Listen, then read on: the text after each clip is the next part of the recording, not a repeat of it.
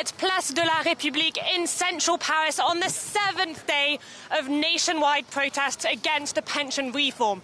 Now, people are here once again to say no to President Emmanuel Macron's plans to raise the retirement age from 62 to 64.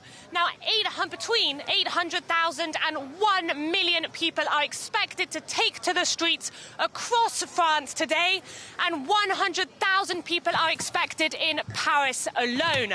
Now, the mood here is quite festive so far. There's music playing, people are dancing, singing, and obviously, we're in France, so there is lots of food and drink as well. Yesterday, in a letter to the unions, President Emmanuel Macron finally broke the silence. He insisted that the pension reform was necessary to sustain the financial sustainability of France's pension system. Now, that has angered unions even more. There's definitely a mood of defiance here. We've spoken to a few people and they say they are determined to continue the fight against the pension reform.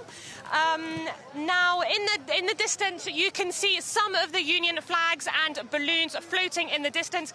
They are all set to take off at 2 p.m.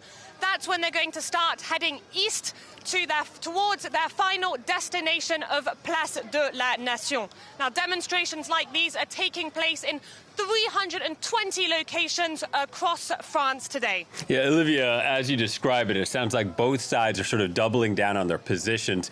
Meanwhile, the Senate racing to meet a Sunday midnight deadline to vote on the legislation. Tell us what the lawmakers are doing in the meantime.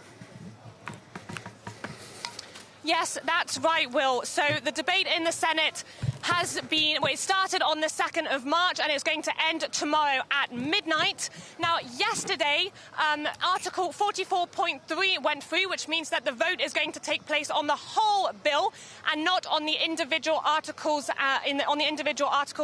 It's likely to get approved by the Senate, which is dominated by Republicans.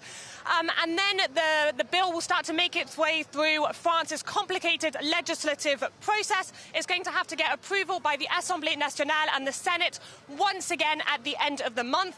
But yesterday, President Emmanuel Macron didn't say that he wouldn't use Article 49.3 of the Constitution, which would give the government the power to push through the bill without the vote. Now, that would definitely be a risky move because it would be hugely unpopular, especially among the protesters behind me.